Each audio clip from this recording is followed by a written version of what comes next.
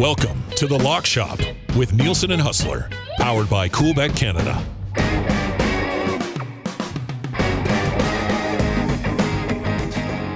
.01 on Edmonton Sports Talk. Thank you very much for being here today. If you're listening on TuneIn or iHeart or at EdmontonSportsTalk.com, please tell your friends how easy it is to consume what we are doing over here. Static free since 2023.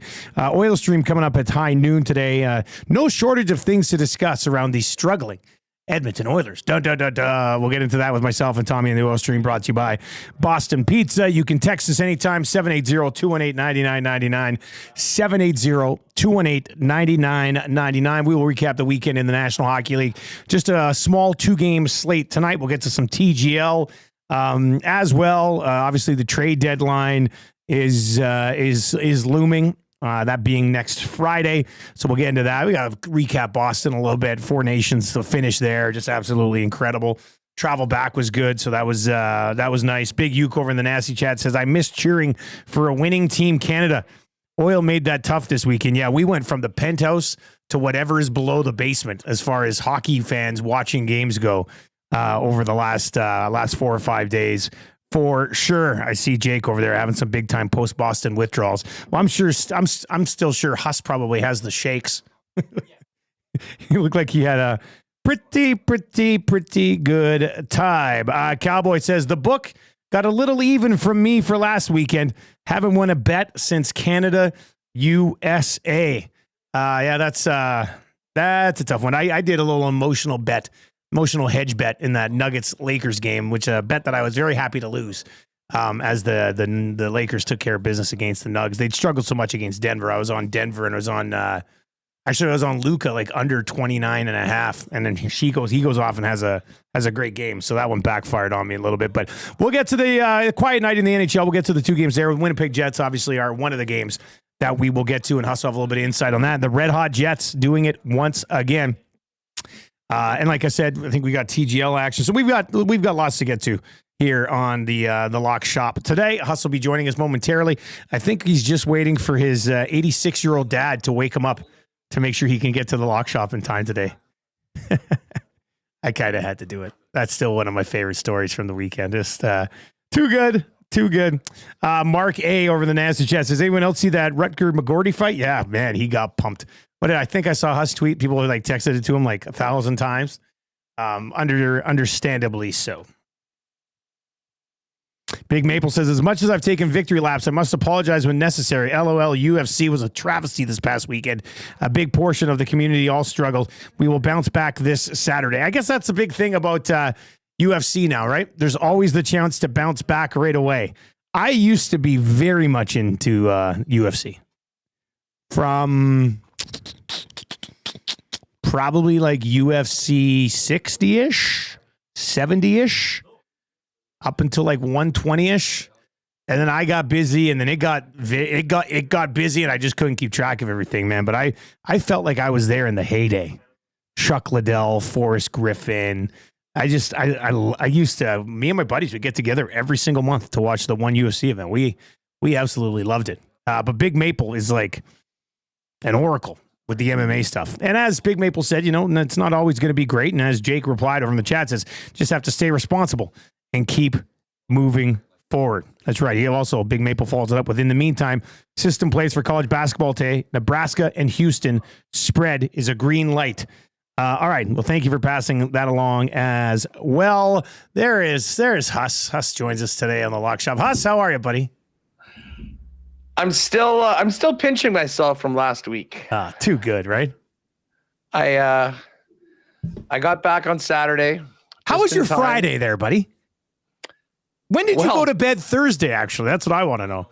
I mean, it would have been Friday. You were texting me at 4 a.m, so you were obviously still going, but later than that. Well, yeah, you left around 4:30. 4:30 is when I left. Yeah.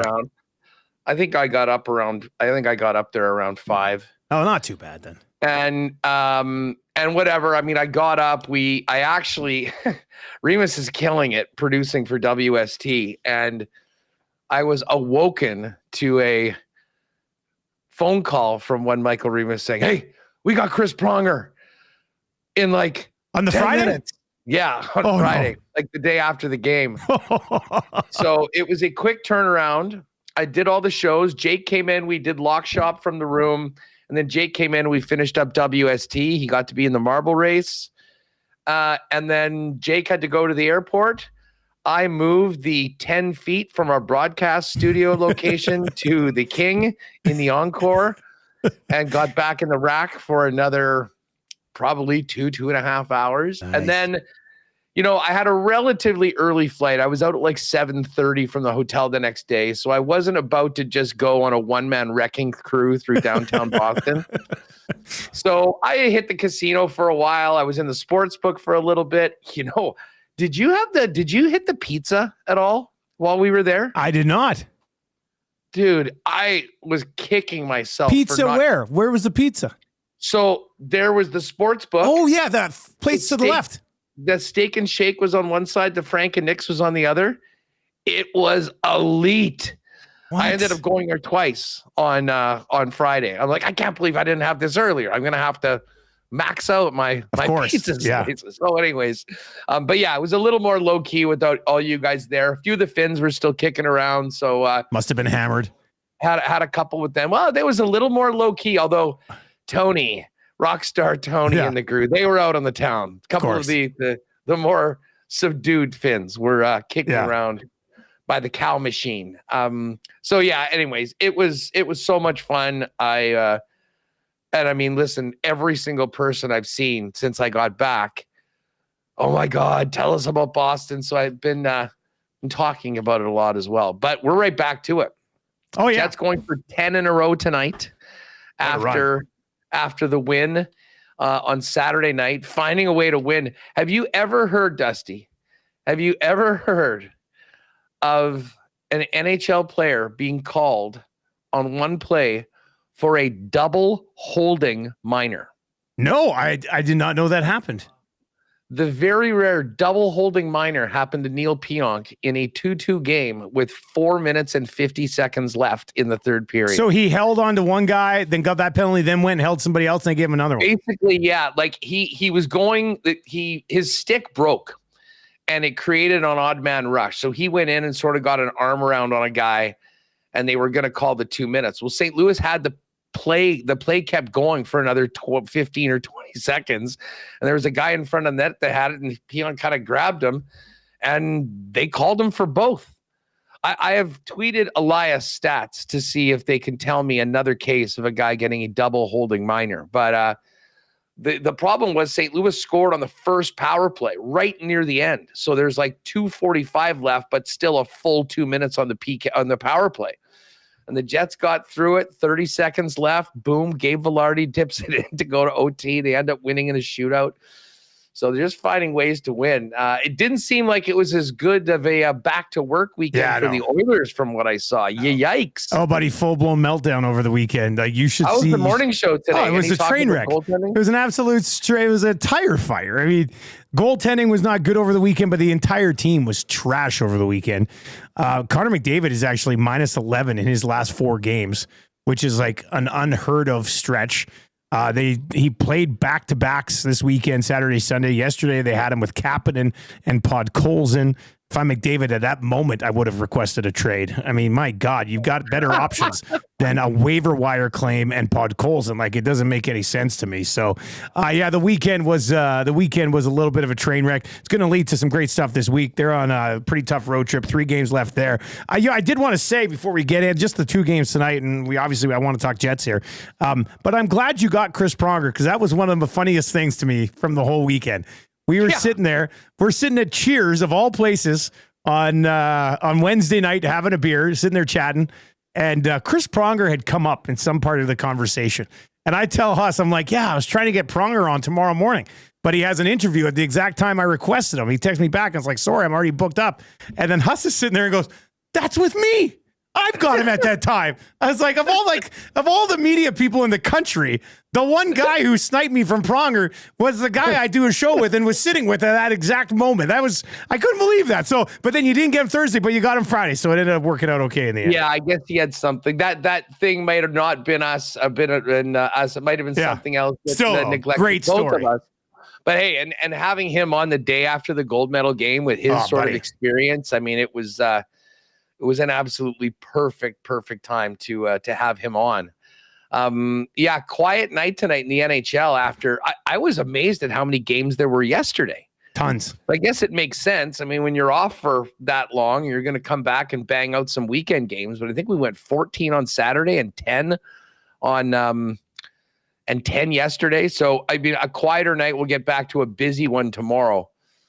This is, I can officially say, the largest favorite a Jet team has ever been. I was going to say, we were looking at it this morning when we were doing our Coolbet segment. I'm like, how do you find value in this Jets game against the Sharks? So we can springboard this into, they've won 9 in a row. This is going for 10 in a row.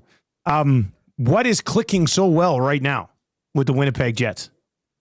This team is just so deep and plays so consistently each and every night that they're giving themselves a chance to win every time that they go out. I got to give Eric Comrie a ton of credit. I mean, he had a rough stretch where he hadn't been winning games, but it wasn't like he wasn't playing well. It seemed like the team had saved, a few nights where they were offensively challenged for when Eric was in the net. But he came in, obviously Hellebuck wasn't even in St. Louis. He came right back to Winnipeg with Josh Morrissey. And those guys will be back in the lineup tonight. So to go on the road without Hellebuck, without your number one defenseman, and get a win was great. But again, if it's, those guys are gone one time, it's Velarde scoring a big goal. It is the fourth of the third line. The crazy thing about this is that 8-game winning streak happened with Adam Lowry out. So the captain is back now. He had a nice big impact as well yesterday. But everyone, it's just one of those things, Dusty. They're deep. Everyone's contributing. And I think, with the trade deadline coming up and just with the guys that have been in and out, the guys that have gotten in that have played so well, there's a real level of, especially amongst the forwards, of competition to show that, you belong in that top 12 when things settle down post trade deadline and, we'll be in the playoff run. So that's been great coming up till this point. And as we talked about afterwards, I'm really interested to see what the Four Nations tournament, the aftermath, does to the Jets, because they had already been sort of a team with a chip on their shoulder after the ugly playoff losses against Vegas and Colorado the last 2 years. But, you go to the tournament, Morrissey is sick and can't play in the last game. Connor Hellebuck plays brilliantly, but loses in overtime. He'll be so focused and so determined moving forward. And then you've got Kyle Connor, who was sat in the press box for Chris Kreider, who never played, and Matthew Tkachuk, who couldn't play. Yeah. So you don't think he's going to have a bit of a chip on his shoulder coming out of it? And then there's Mark Scheifele, who was left off the team entirely, is having a brilliant season right now. I think all of these guys come back to action not feeling comfortable or anything, but feeling like they've got even more to prove. And listen, for a guy like Scheifele, you want to be on that Olympic team next year. The best way to do that is have a nice long playoff run and play at a real high level, so people have to see you and what you're doing for your team right now. So it's a really good spot that the Jets are in. They've gone through the toughest part of their schedule. I think they only have one back-to-back for the rest of the season after that insane run, from November into early December. And they've got this one tonight, and then it's out to Nashville later on this week. So, yeah, I mean, I looked up some of the numbers here just quickly when you talked about how deep they are. And just for our two markets here, Winnipeg has 8 forwards with 26 points or more. The Oilers have 4, and it's the 4 that play on PP1. Like that's it. Like you're basically running 3 full lines of guys who have 26 points already, and the Oilers have their top 4 forwards on their power play, and that's it. I mean, you're not messing around when you talk about getting contributions from pretty much everywhere in the lineup. Yeah, I like. And from the blue line, I mean, Morrissey's having another brilliant season. Neil Pionk has had a huge bounce back season. I just traded for him yesterday in my Juan Rincon Hockey League. You know what? He's he plays a lot. He gets tons of opportunities. He's certainly involved in the plays. We'll see whether he's going to be here beyond this season, because I think this year has cranked up the cost to keep him. And there'll be a lot of demand, right shot defenseman that can play top 4 minutes. But he's been great. But I think like obviously you've got Velarde, Connor, and Scheifele, one of the top league lines in the league. Nikolai Ehlers is brilliant. He and Cole Perfetti are clicking right now with Vlad Nemetsnikov. There still is the thought that they'll be looking for another center to come in, although Vladdy got an extension on the weekend, which was nice. The Adam Lowry line is as good of a third line as you'll find anywhere in the NHL, and Lowry is an absolute beast.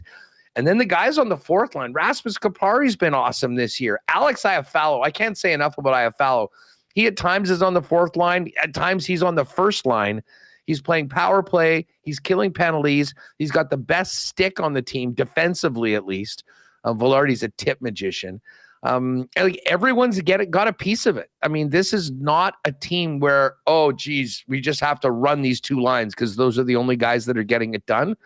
And I think that's really good for a team overall. And if you can do that consistently, not only does it result in a lot of wins, but everyone feels a part of it. And like the job Scott Arniel and the coaching staff have done this year is just, I mean, absolutely. I mean, it probably won't because of a couple of the other stories around the league and the fact his team was 4th in the league last year. They should be getting consideration for for Jack Adams. And the other thing that I haven't mentioned that might be the difference from last season to this year is the Jets power play is running at a historic clip. They were 0 for 1 or 0 for 2 on Saturday, which took them below 33%. But right now, with 25 games to go, they are ahead of where that historic Oilers power play was 2 years ago. That was the best power play success in the history of the National Hockey League. So they're basically scoring one time for every 3 opportunities that they get. No one has ever done that before.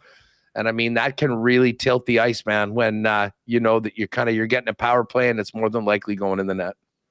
Nielson and Huss with you as we get set. 2 games in the NHL tonight, talking about the red-hot Winnipeg Jets looking to make it 10 in a row. I mean, this would be the most San Jose Shark thing ever to somehow pull off the upset tonight. But Huss, where's the value here? There's got to be some player props that you like value-wise. Yeah, I mean, let's kind of dive into those because this is the Jets are minus 500 on the money line. I think I did see one line this year that was higher. I think somebody was like minus 526, probably in Chicago and lost on one of those infamous Blackhawk home wins that seem to be killing us. I mean, to put it into perspective, the puck line tonight, if you want, minus 500 is a bit too much. What's the puck line? It's 2.5. Yeah. So, I mean, it's even money or plus 102 for the Jets to win by 3. I think for a WST parlay, we'll probably go in and try and find some value on the goals. Now, this is one of those games. I mean, it's easy to look at. I mean, Kyle Connor's minus 101, Scheifele's plus 105, Velarde plus 137. But this sort of feels like one of those games that, you know, maybe a few guys a little further down the lineup might be able to get on the board. Or there's a few guys that aren't listed right now. Cole Perfetti had a big game earlier this year against the San Jose Sharks, and it was sort of a springboard for him moving forward. I wouldn't mind. What's the points? Player points over 1.5. Do we have Cole Perfetti? I'm going to get that added. I'm going to see if Jay can get Cole Perfetti added for points over 1.5. Oh, no, sorry. He's right there. Plus 410. Plus 410, yep. I'll tell you what. We're going to put a little nibble in on Cole Perfetti. This is a classic Huss move right here. You're going to want to ride on this. Yeah. So we're going to look at Perfetti plus 410. He's playing with Ehlers. Ehlers, of course, has power play time as well. I think Ehlers will be a nice play. Plus 161 for an Ehlers goal. So I'm going to sort of be focusing in on that line in particular. And I guess if we wanted to go points, is Vlad on there? The Nemetsnikov is plus 450 for 2. What is he for? Minus 111 for a single point. Minus 111. And he, maybe he just signed a new contract on the weekend. Maybe we give him a little bit of love on a goal. But it's the Nemestikov, Perfetti, Ehlers line that I'm going to focus in on. We're going to hit Cole at plus 410. We'll go Ehlers goal. And I would say Ehlers at plus 215 for over 1.5 points is another one that you might want to play. Those are very connected because, of course, they're playing together. And then Vlad is the other guy on that board. I don't see Josh Morrissey there. I think they're just waiting to confirm that he is in.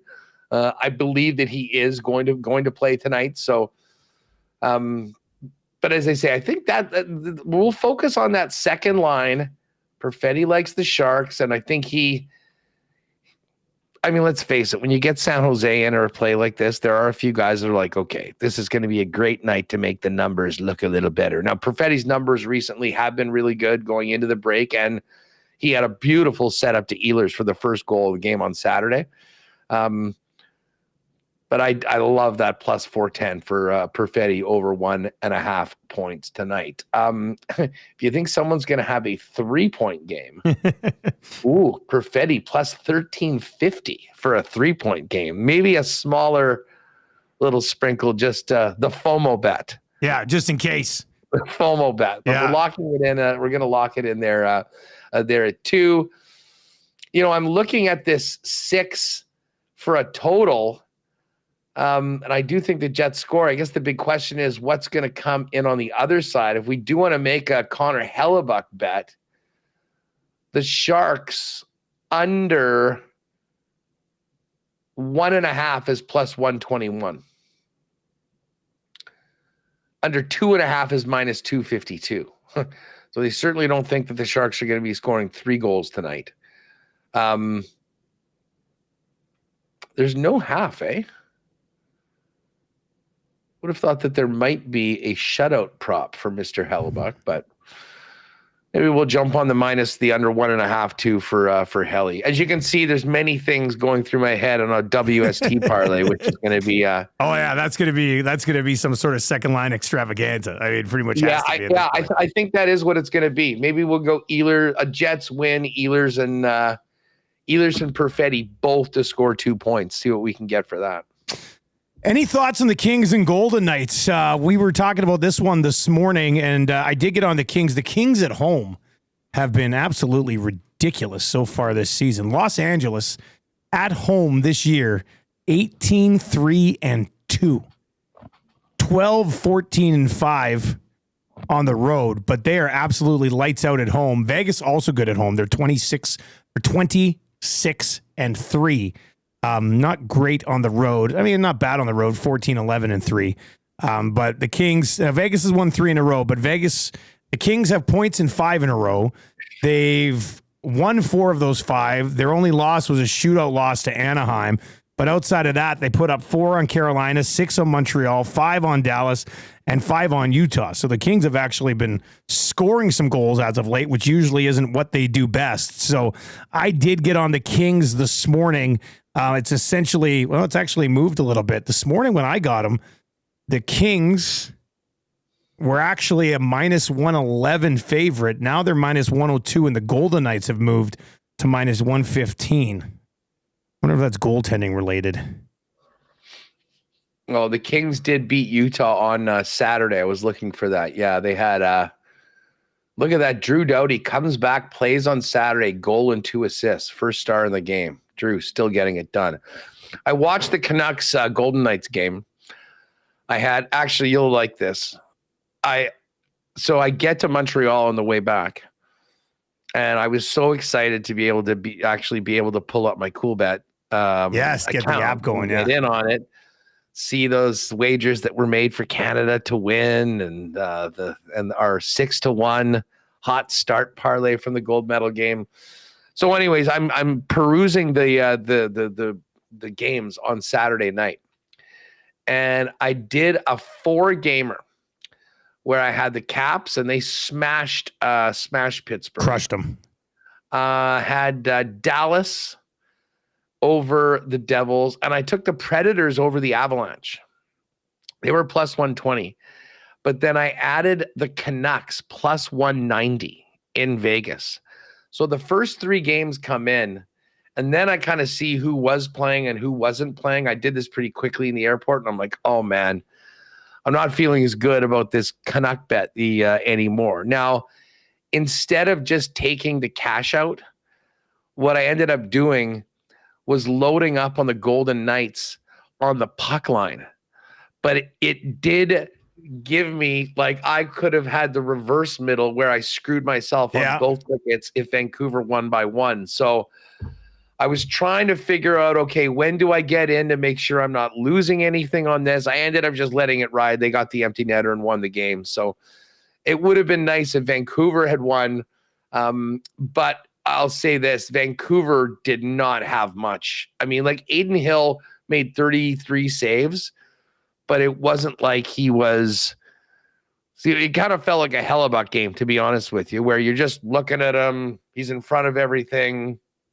I mean, they did have a weird goal that was called back, but it was pretty clearly goaltender interference. So, I mean, I like what Vegas is doing and the situation that they're in right now, pushing for first.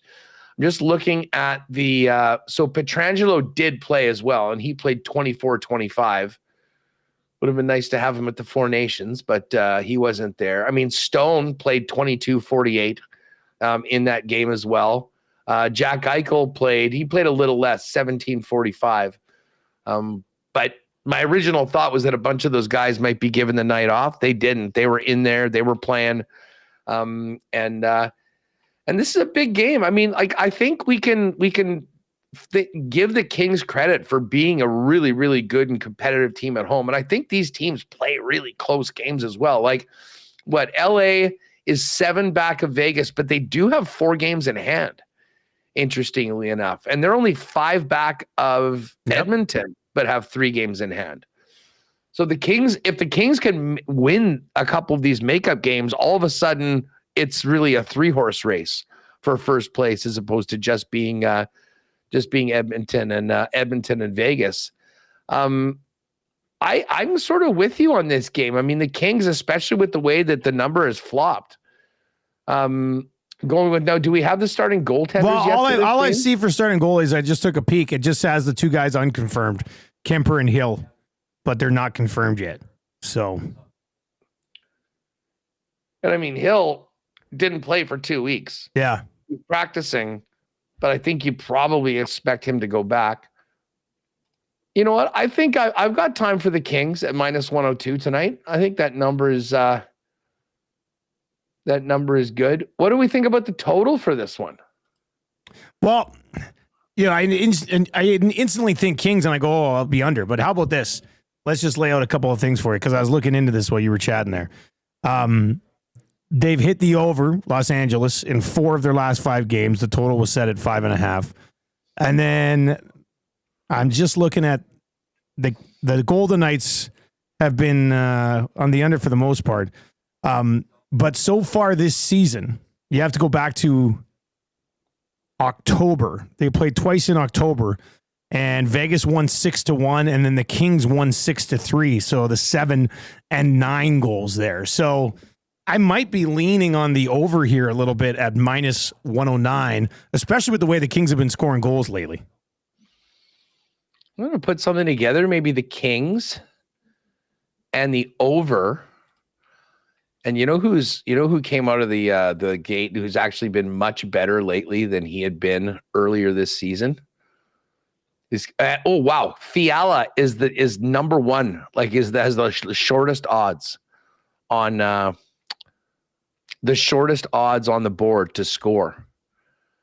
But +151. What do you think about this for a little single gamer that we could get up? Kings money line over 5.5 Fiala goal. It's gonna be a pretty good number. I think so. That's gonna be a really nice number. All right, Jake, I think you're watching. Jake, if you're watching, let's try to get this up as quick as we can here. Kings -103, over 5.5, and a Fiala goal at +151. So that's -103, -110, and +151. That's going to be pretty juicy pre-boost, especially if we can get a little boost on it that'll end up over in the exclusives page because it's just the one game. But yeah, okay. Fiala goal plus 151, over 5.5 minus 110, and the Kings money line minus 103. Jets lines moved slightly. Sharks are down to plus 370 dogs, and the Winnipeg is minus 476. But as I say, that number is just so big. I think we'll probably put it on it just because it won't move it that much. But we're going to dive into the player takes, the player props, I should say, for our thing. I want to get to a couple things from the chat. Northside Sandwich says, hey, Huss, good call on picking the final and the winner for the Scotties. I rode that one and it came through last night. How about Holman, buddy? Curling 100% in the final? Come on. Dude, I tweeted this out last night. Rachel Homan right now is 2001 Tiger Woods. Oh, wow. Well, back-to-back years not losing a game at the Scotties. Like, that just simply doesn't happen. And as he mentioned, 100%. She was perfect. I felt brutal for Carrie yesterday. It did not matter what they did. And they were in some really good positions in a few spots. And they just weren't able to, no matter what, Holman would execute whatever she was planning on doing perfectly, literally perfectly. I'm not sure. Was that the first ever 100% by a skip in the final? Yeah, I thought the previous record was 99. I'm pretty sure I saw that last night.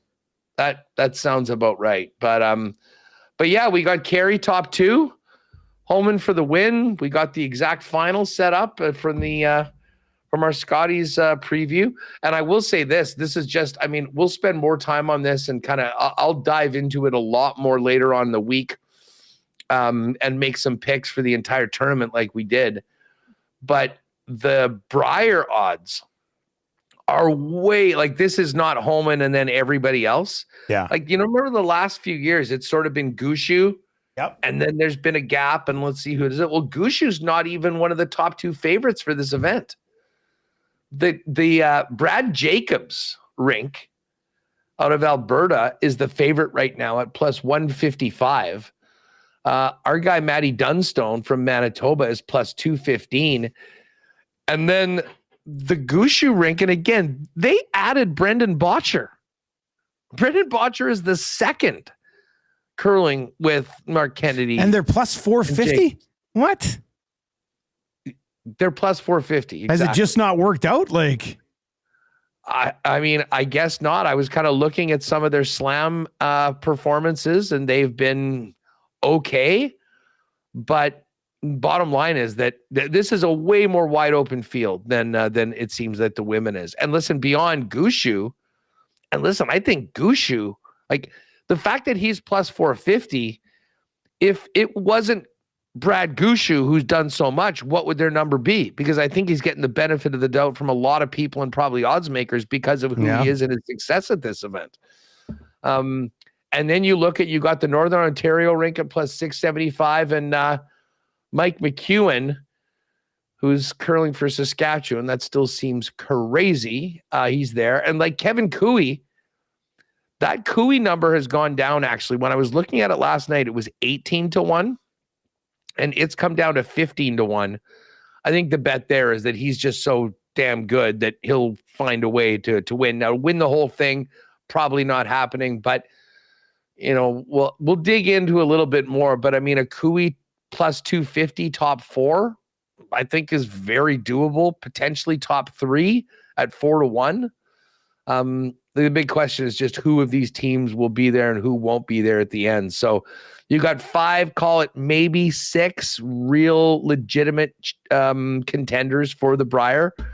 And then Evdog and the guys that put this together, like, unbelievable. You've got exact finishing positions for Manitoba, for Dunstone, New Brunswick, Newfoundland, Labrador. You can basically say exactly where they want. If they're going to get the silver, a bronze, 4th, do not qualify. Some bigger numbers on all of that.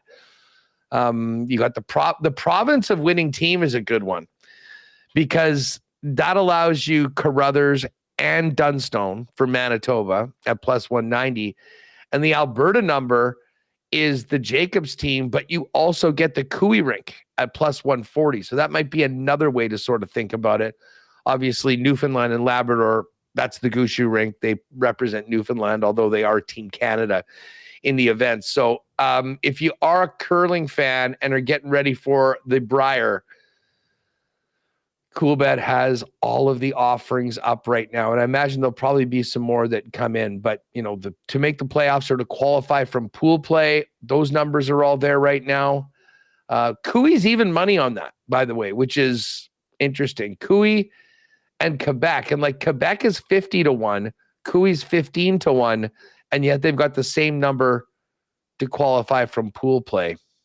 Probably some good value on Cooey again if you want to go with the veteran. But we'll dive in. I guess it starts on Friday, so maybe we'll do this even a little earlier. I can get into some favorite plays over the next couple days, but I'm going to be paying attention to how these lines are moving. The Jacobs number's already gone from plus 170 to plus 155. Did I say it was plus 165 earlier? Did it just move? Well, we've been talking about this. I don't know. Maybe it was plus 170 yesterday. I know that. So, Brad Jacobs, the favorite right now, and Matty Dunstone, and then Brad Gushu for the top three right now over at Coolbet. Huss, let's slide over to a little TGL action. Actually, how about us getting hosed on Patty and I's parlay yesterday? This was a tough one. We had Batia, we had Jaeger for top 20s, and then we had Rogers for a top 20. And I mean, I'll take the heat here. I jinxed it because I texted the group. I was like, lost in the Boston Shuffle here. We are looking pretty right now. Because at that point, I think Rogers was T10, cruising along. And then you brought us back down to reality yesterday afternoon. What did Rogers shot 4 bogeys on the back 9 to finish 1 shot out of the top 20?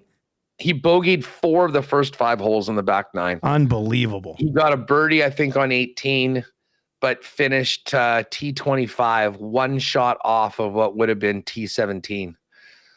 So that was unfortunate. We'll dive into this on Wednesday, but if you are a golf bettor, this is the day to get on the odds.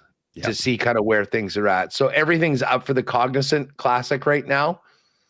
And Matt, I can't remember a board like this in a long time. The favorite is Shane Lowry. Not even inside 20-1. What? 20-1 is the favorite. And then Berger, Henley, Sepp Straka, Sungjae Im, 22. Minwoo Lee and Pendy, 28. Benny on, Kashmir Keith Mitchell, 33, and then Denny McCarthy at 40. So basically no favorite and just a huge gap of guys anywhere from 20 to 50 to 60-1. Basically 30 golfers or so in that window right now. So we're going to have to dig in. This is a very interesting field, an interesting odds board. With it not being one of these elevated events. So Wednesday's show, I'm sure Pat's already grinding. Oh, he's already in these numbers. Now. He can't even watch right now. He's buried behind papers trying to sort out his picks for the Cognizant. TGL, huge TGL couple of days here. All 6 teams are playing either today or tomorrow. New York gets Los Angeles tonight in the first half of a Monday night TGL doubleheader. Atlanta Drive going up against, I believe, and I've got the standings here. Yes, the winless Boston Common Golf. And then tomorrow, the Bay, who is 3-0, going up against Tigers struggling Jupiter Lynx group. So the standings right now, the SoFi Cup standings, the Bay Golf Club, 3-0. Los Angeles Golf Club, 2-0-1. The Atlanta Drive GC, 2-1. New York Golf Club, 1-2. Jupiter Lynx 1-2. Jupiter Lynx is 1-2. They've won 6 holes, lost 21. And then Boston Common 0-2, and also an overtime loss there as well, as 2 of these matches have gone to overtime. They've won 8 holes and lost 13. And it's interesting because the Bay tomorrow, who's in first, gets Jupiter Lynx. New York, Los Angeles tonight. Atlanta and Boston tonight. On a somewhat quiet Monday, buddy, the Nielson family will have TGL on when we get home from basketball tonight, for sure. Yeah, well, the funny thing is I'm looking at the times on this. The New York LA match is a 4:00 start here, so that's 3:00 in Edmonton. And then we've got you're right. It is 3:00. Yeah, 1500. Yeah. And then we've got a late game between Atlanta and Boston Common. And I assume those games will be on Sportsnet. I believe that's who's broadcasting it. Jets Sharks tonight is the Amazon game. It's funny. I was listening to Mayo and Feinberg talk about this earlier on, and you sort of laid it out. There's sort of like 3 good teams. Yeah.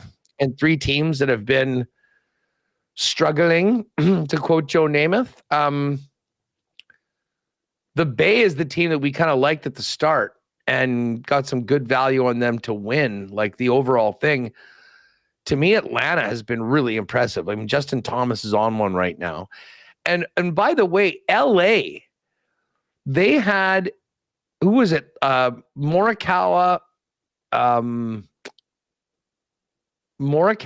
Max Homa, Fleetwood, and one of the other guy, another European guy. Anyways, it's Morikawa, Fleetwood, Rose, and Tigala. Oh, Rose and Tigala. Yeah. Well, apparently, I think Tony Finau's been added to the LA team. Oh, really? I heard the guys talking about that today, and I think Tony's actually going to be playing. Bottom line is, New York has struggled. I like LA, and I think Atlanta, like Boston Common, is getting the extra juice because Rory. Atlanta should be a bigger favorite in this game.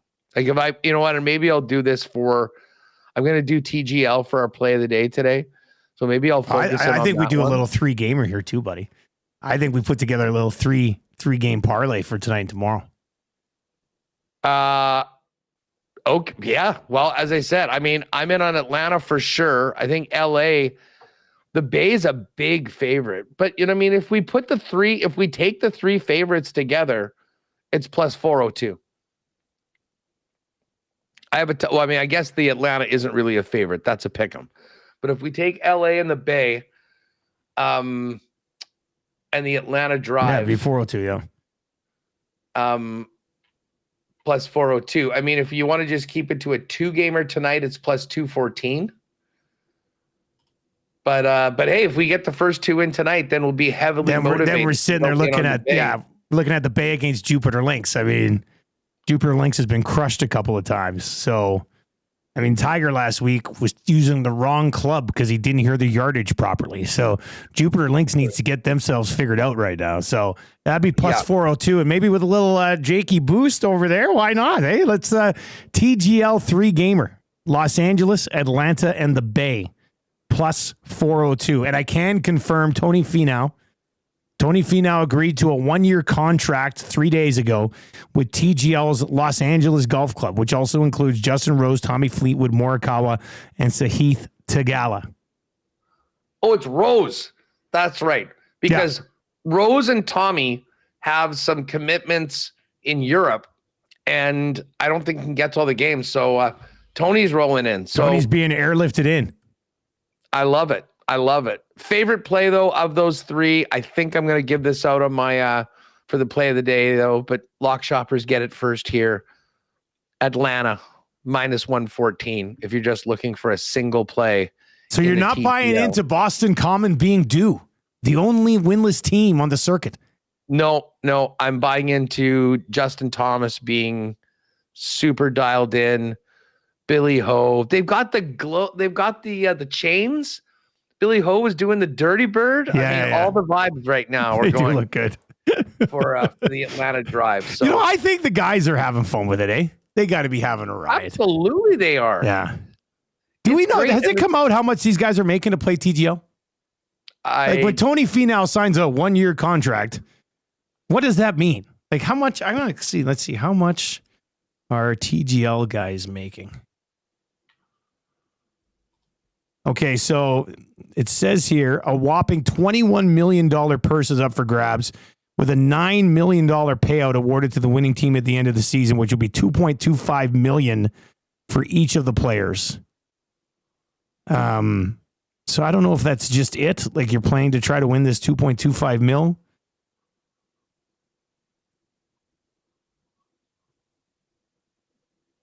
Yeah, I can't see anything on like actual, like if they get paid for appearances or per win. Yeah, I mean, in the end, when it's all said and done, it's going to, like this article I'm reading basically says, it's like a 6-night commitment and you could come away with $2.25 million to go play some sim golf. Like, sign me up.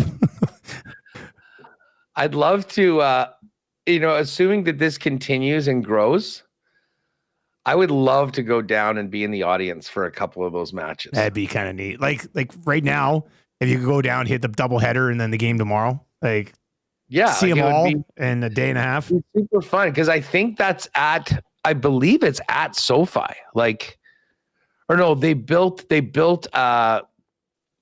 some, because remember, this was actually supposed to start a year earlier, but it got taken out in a storm.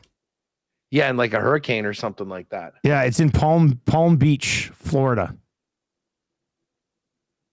Oh, okay. Yeah, it is in Florida. I don't know why. I guess because it was SoFi, I thought it was California. Located in the Palm Beach Gardens on the campus of Palm Beach State College.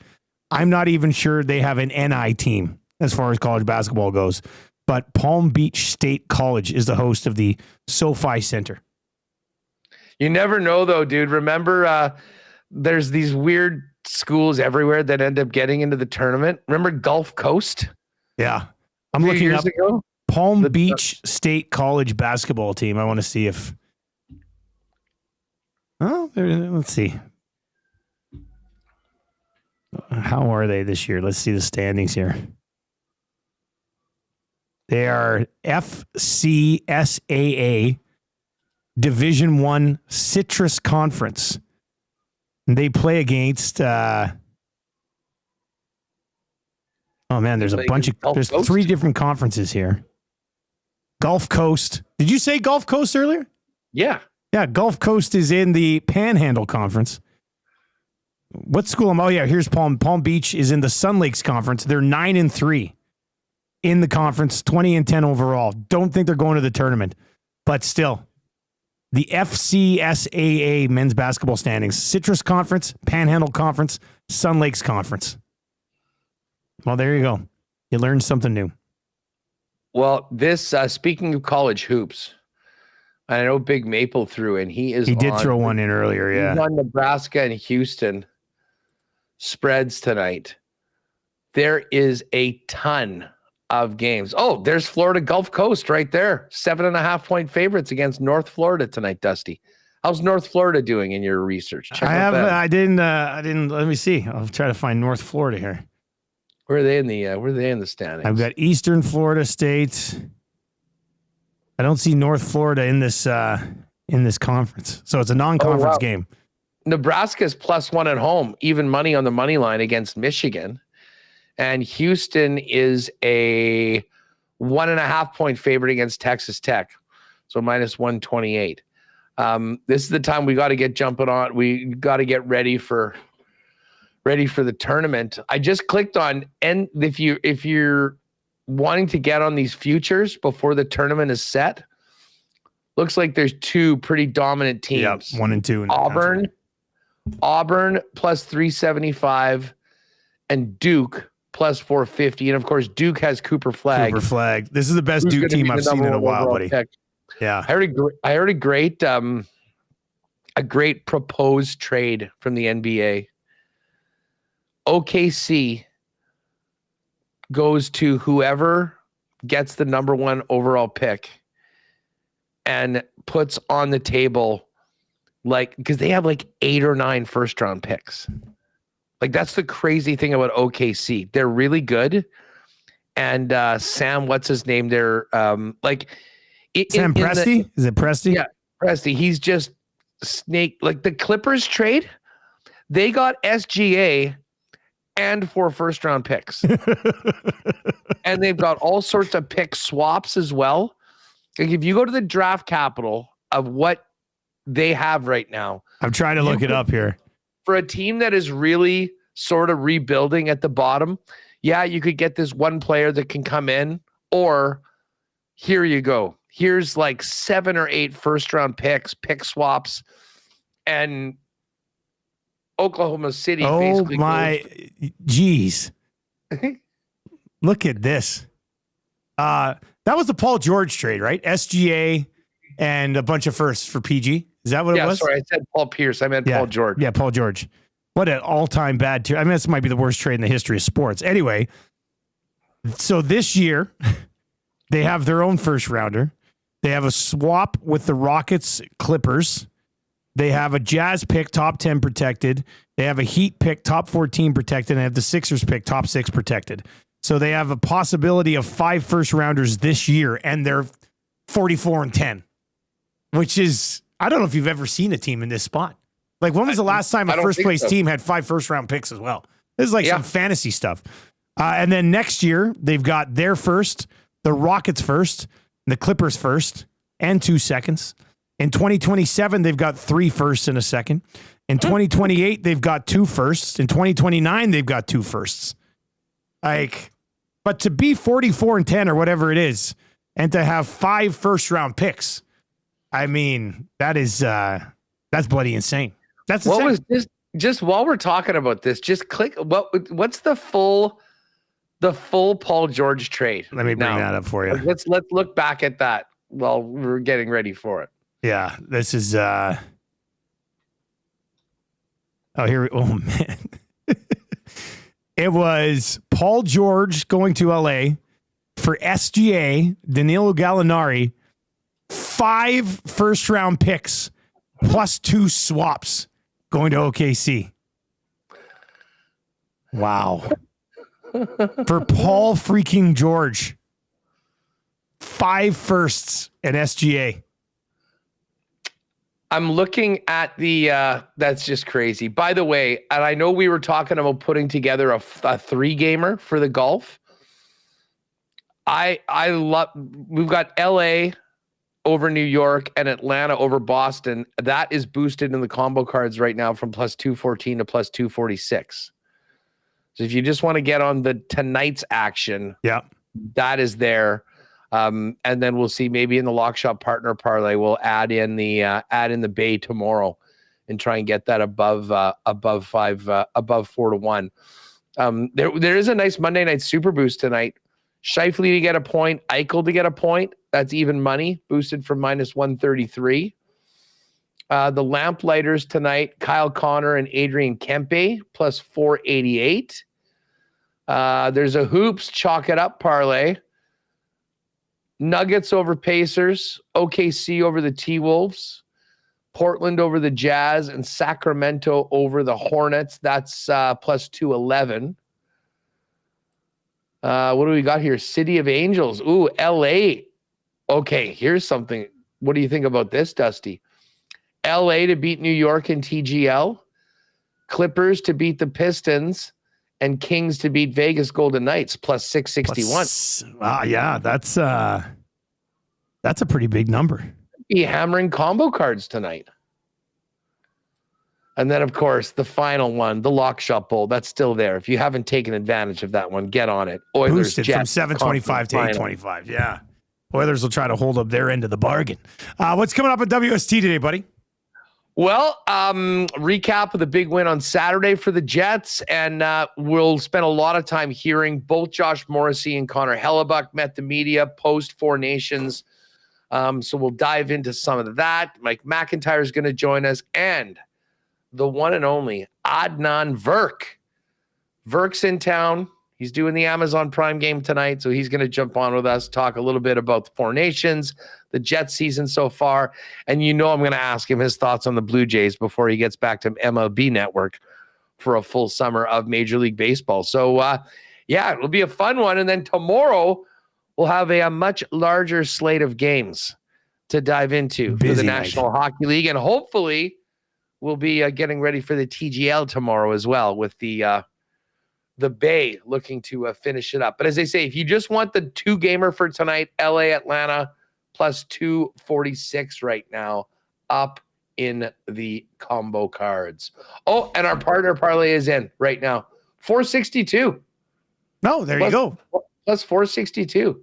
Oh, that's a nice number. Love that too. I'll tell you what, I'm going to be hitting both of these tonight, and I like a couple of these other combo cards. So with only a couple games, that's what we got. And I see. I just won a bet. I've won some sort of a bet that I wasn't sure about because I'm just seeing my number's pretty good. Anyways, should be good. Good to be back in the lock shop. Yes. But once again, a huge thanks to the rest of the Coolbet team. What a week that was. We were missing Patty, but Ange, an absolute beauty. Jake, the best. It's going to be tough to top that last week in Boston, but hopefully we'll do it. But let's get some winners right out of the gate here on a Monday in the lock shop.